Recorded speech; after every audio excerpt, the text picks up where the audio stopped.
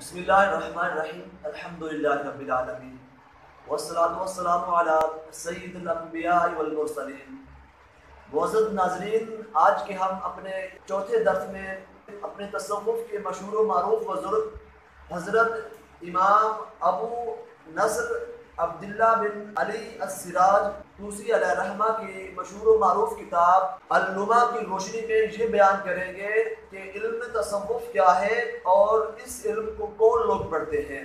تو حضرت شیخ علیہ الرحمہ فرماتے ہیں کہ آپ کو بہت کم لوگ ایسے ملیں گے کہ جو ہمارے اس بیان کردہ علم کی طرف توجہ رکھتے ہو، کیونکہ یہ علم ایسا ہے کہ جو خاص لوگوں کے حصے میں آتا ہے۔ اس علم میں کرواہٹ ہوتی ہے، کلیجہ منہ کو آتا ہے۔ اس علم کا نام سنتے ہی انسان تھکاوٹ محسوس کرنے لگتا ہے۔ یہ علم دل کو غم زدہ کرنے والا ہے، آنکھوں میں آنسو لاتا ہے، بڑوں کو چھوٹا کر دکھاتا ہے اور چھوٹوں کو بڑا کر دکھاتا ہے۔ لہٰذا ایسے علم کے قریب بھلا کون جائے گا اور اس کا مزہ کون چکھے گا؟ کیسے اس کے پاس کوئی آئے گا جبکہ نفس کے بہلانے کے لیے اس علم میں کچھ بھی نہیں ہے، کیونکہ اس علم کا دار و مدار ہی نفس کو مارنے پر ہوتا ہے، انسان کی حس کو ختم کر دینے پر ہوتا ہے، اور یہ علم اپنے ارادوں سے دوری کا نام ہے۔ یہی وجہ ہے کہ ہمارے دور حاضر کے علماء علم تصوف سے دور ہے، وہ علم تصوف کو چھوڑ چکے ہیں۔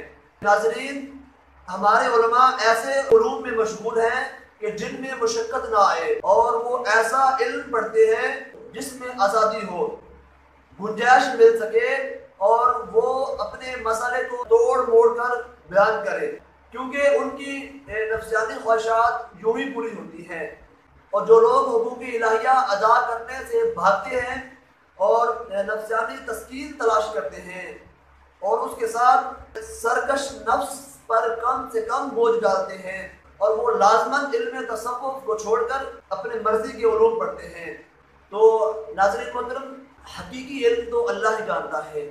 تو اس کے ساتھ ہی حضرت امام علیہ الرحمہ نے ساری باتیں اس لیے بیان کی ہیں کیونکہ واضح کیا جا سکے کہ علم تصوف کون لوگ پڑھتے ہیں اور دیگر لوگ کون پڑھتے ہیں۔